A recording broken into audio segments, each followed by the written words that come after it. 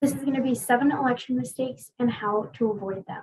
My name is Claire. I'm the marketing coordinator with Survey and Ballot Systems, and we're joined today by Tony Hoff, the marketing director at SBS. Now, Tony, do you want to share a little bit about SBS and about what you'll be talking about today? Absolutely. Thank you, Claire, and thank you everybody for joining us here today.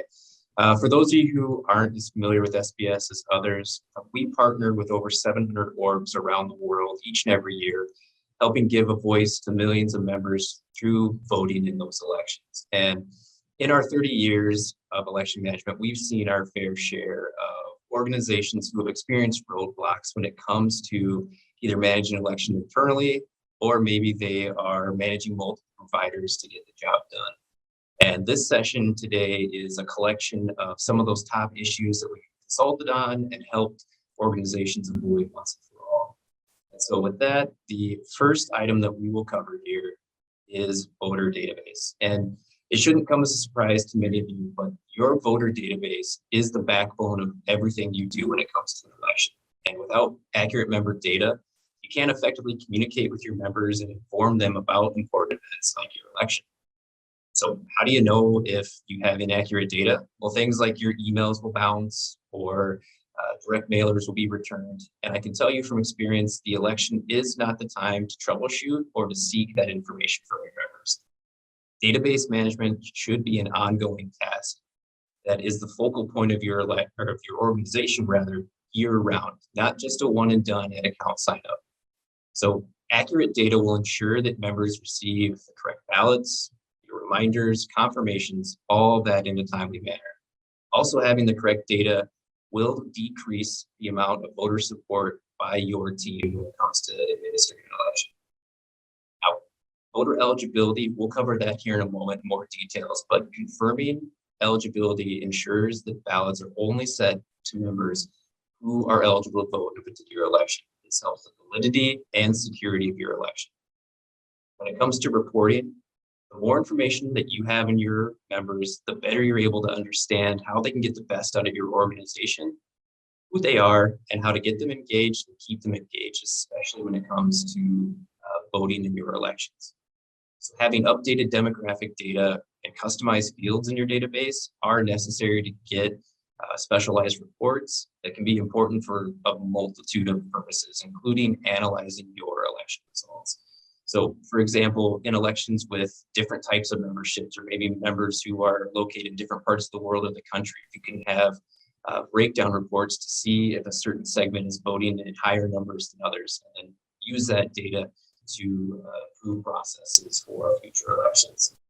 So at the end of the day, we cannot stress enough about how important having clean and updated databases are to running a fair and transparent election.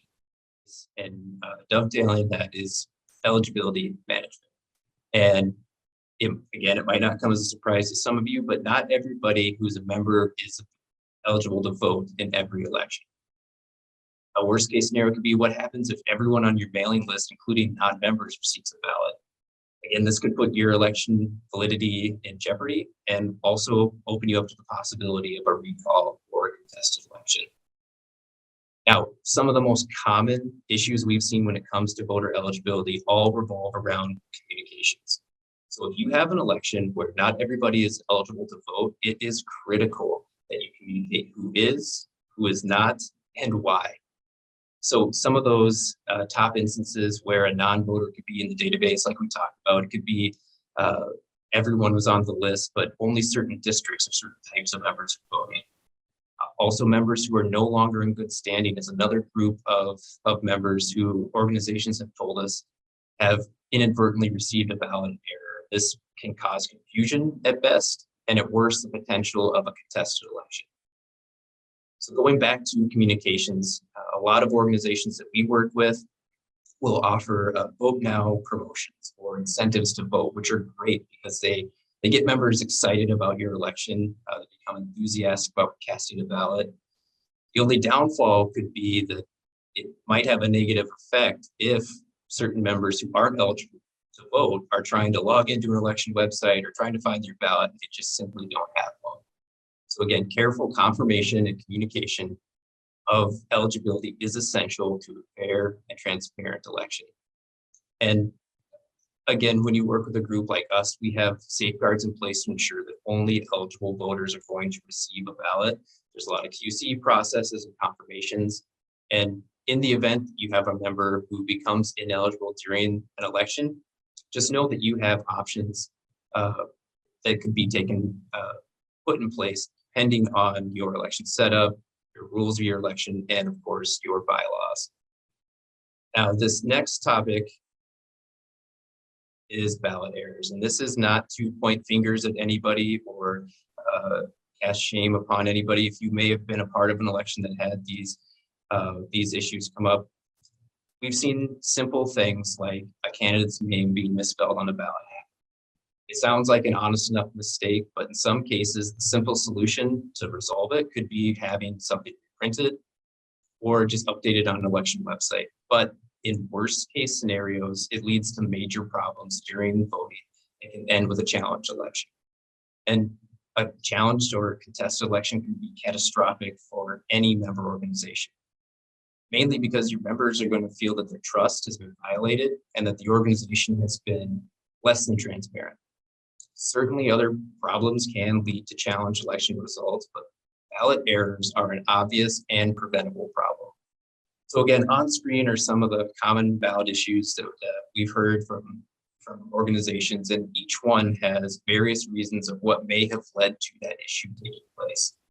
So one of the benefits of working with an election expert is having someone overlook every aspect of your communications, your ballots, and ensure that everything that must be included is, and that it's accurate.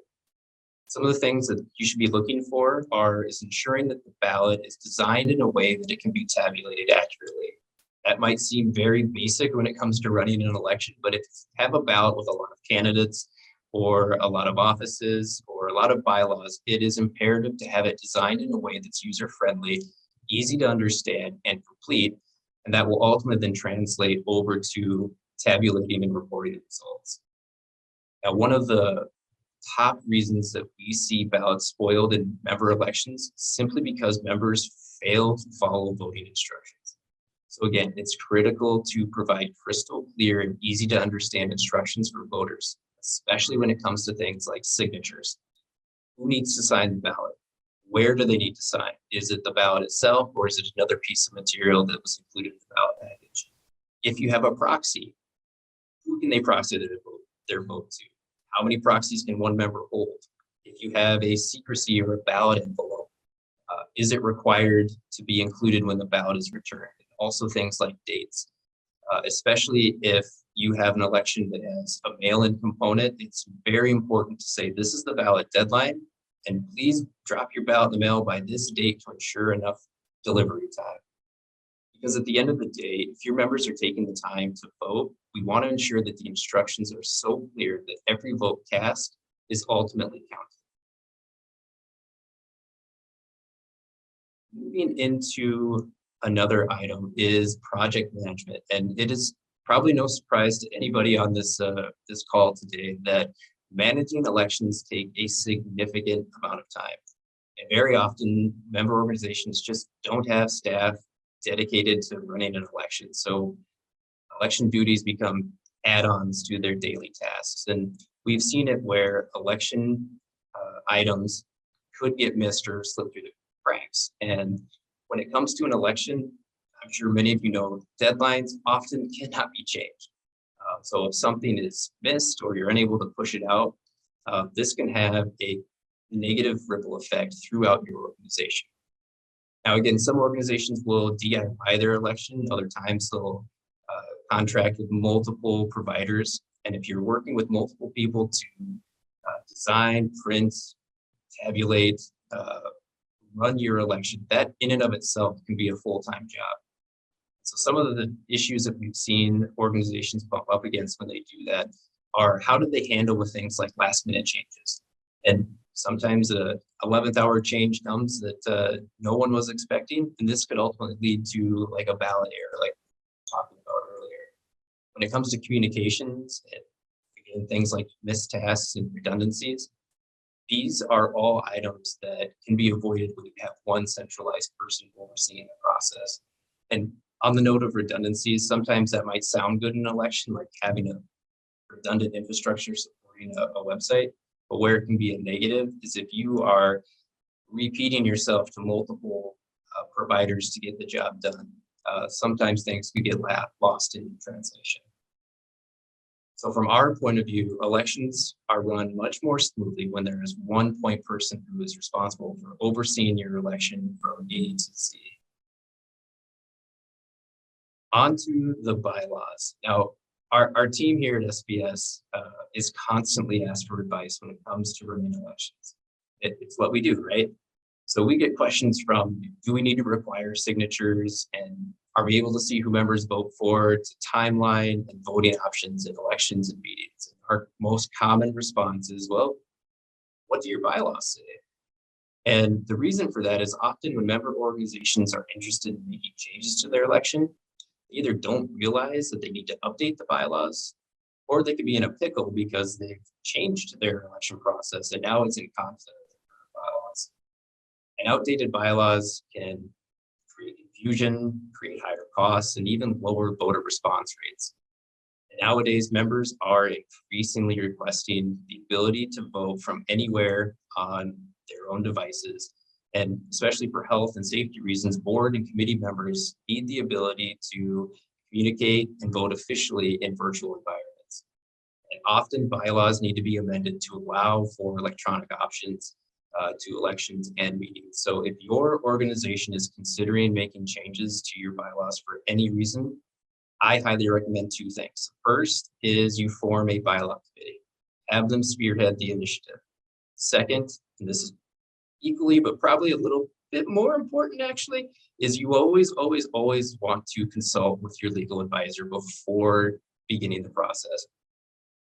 To help you navigate the legal landscape in your state and make sure that any changes that you want to make are in accordance with the letter of the law.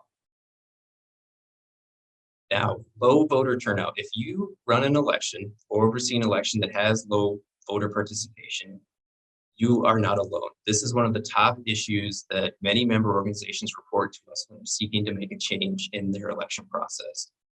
Now, what I can tell you is there is no one surefire way to improve voter participation, but there are several factors that you should consider that can help you move the needle in the right direction. The first one is simply the timing of your vote. Again, if your bylaws allow some flexibility of when your vote can take place, this could be low-hanging fruit when it comes to increasing voter participation. So you're going to want to avoid major events like back-to-school time, vacations, national events or holidays, and even things like holidays. I heard a story just this week about a member organization a few years ago who had a very important ballot initiative up for vote, and voting was set to end at their annual meeting. What they didn't realize was they scheduled their annual meeting on Easter weekend.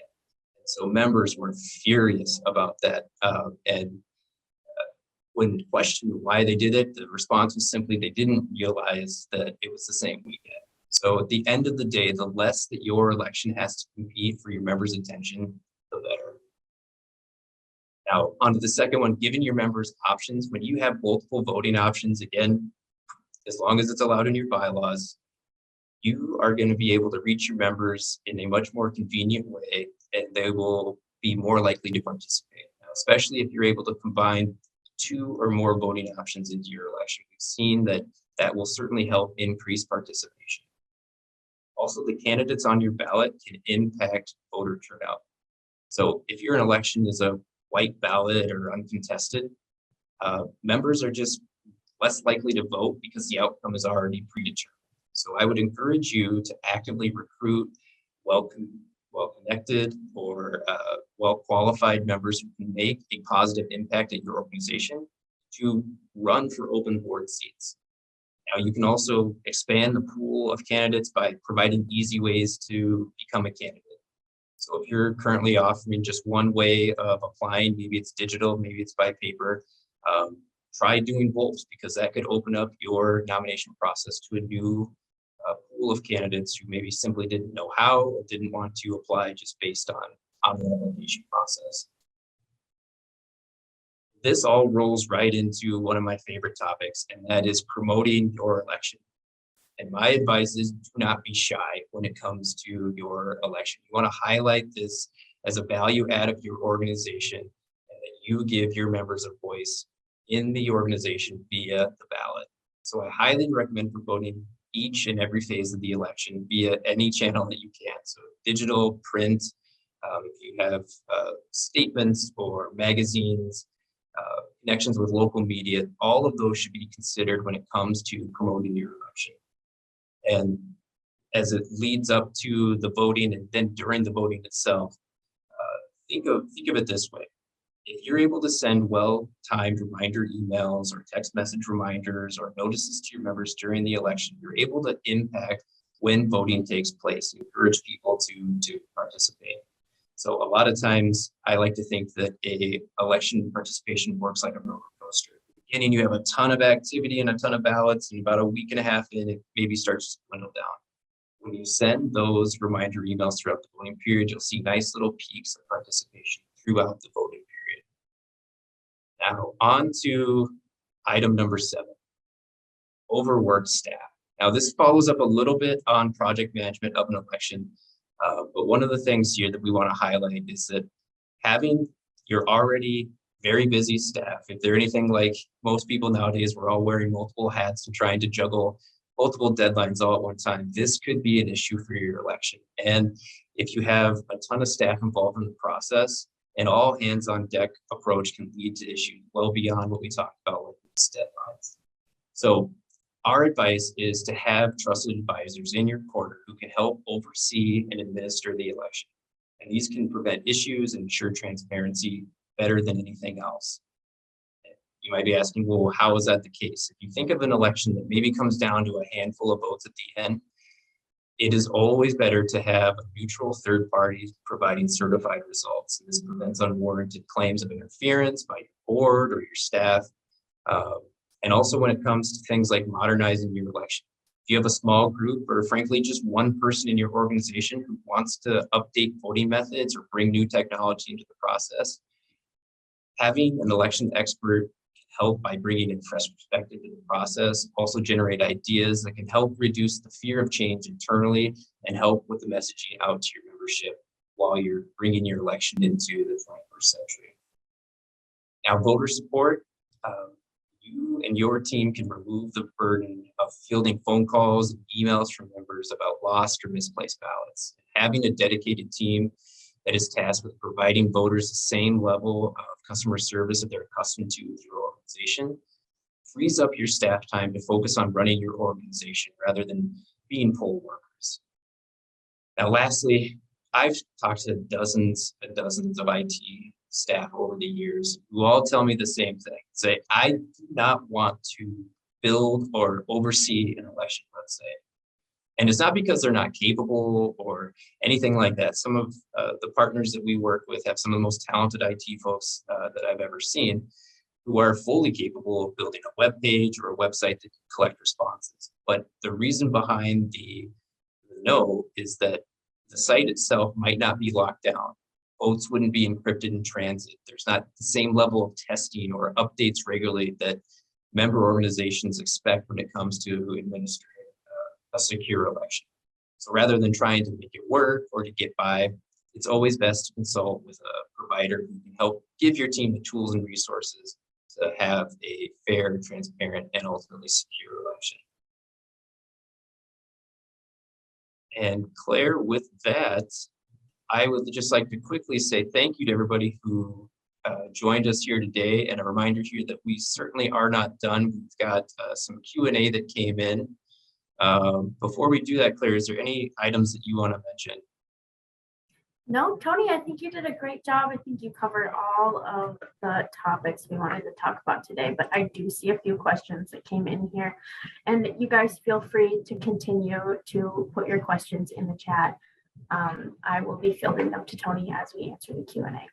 So the first question that I see here is, we're a small nonprofit with limited resources. What are our options to run an election on a budget? That's a good question. I can speak to what it looks like at SBS, and we have a lot of different options for an organization like yours, from solutions that you can buy right on our website to DIY software that would allow you to run a secure vote like we discussed, and then all the way up to having a fully managed vote by SBS. So what I would say is, if we can, we will grab the contact information from this person, and we'd be happy to connect you with one of our experts who can walk through all the different options and hear the goals that you might have and the type of project you have, and then try to find a solution that best fits you and your organization. Thank you. All right, I see another one that came in here. What is the average response rate that you see for ballot returns? That is another fantastic question, and one we get often. There are a couple of things, like the general overall response rate is somewhere around 15, 16%. And to some that might seem really low, some that might be really high. That's just an average of hundreds of votes. What we see in smaller organizations with maybe say less than 10,000 eligible voters are participation rates that are a little bit above that, maybe 20% or around there. The larger your organization is, sometimes the harder it is to have a high percentage, even though you may have thousands of members participating.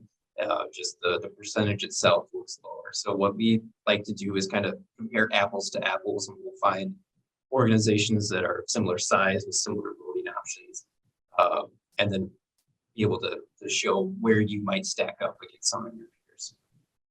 We also have, what are some acceptable formats for a voter database? For us, we try to make things as easy as we can. Our client partners will accept Excel files, CSV files, text file. It all kind of depends on how your data is collected and sent over. If you have member data that comes out in a different format, feel free to follow up with us, or we can follow up with you afterwards to consult on that, what that data looks like, and ultimately make sure that it works with like our processes. But as a side note to that too, we can provide templates and spec sheets that will outline how a database should be laid out. But ultimately, we want to try to make it as painless as possible on you and your team. Okay. Looks like we have another one here. Does it cost extra to have a dedicated project manager with you guys? The true answer, or the right answer, is that it depends. Like I mentioned, we have some projects that can be DIY. You can purchase right from our website, and in some of those you can buy dedicated support. If you're on the other end of the spectrum, where it's a fully managed election by our team, those costs are built into the overall project scope that is presented to you. So again, it just kind of depends on how your elections run, whether or not there would be an additional cost to have a project manager assigned to your election. How do you ensure that the security of the election won't come into question and get the election contested? Yeah, especially nowadays with election integrity kind of in the news and on the forefront of a lot of people's minds, securing a vote is of the utmost importance. And so for us, when it comes to voting online, everything is done credential-based. So every voter has assigned credentials that can't be reused once they vote. Votes are encrypted from point A to point Z, and then comes to like ballot processing and other infrastructure for us, we are SOC 2 Type 2 compliant, which means that we have a number of safeguards in place, quality control processes that are then audited by outside firms, and they'll come in and not only make sure that we actually do what we say we will do, but that it's effective. So yeah, at the end of the day, I certainly understand people's concerns and questions about election security and integrity. My best advice is to find a firm that meets all of your security requirements and ensure that as the vote takes place, that you are giving your members the most secure process possible. All right, well, it looks like that's all the questions we have. Tony, if you want to flip ahead to the next slide. Thank you all so much for joining us today. Here is our contact information. My email is there. You can reach out to me with any questions that you have, and I will field your question to the appropriate election expert who can help you out. You can visit our website to read more blog posts or download ebooks if you have any other questions, or you can give us a call if you'd like. So again, thank you guys so much for joining us today. Thank you, everybody.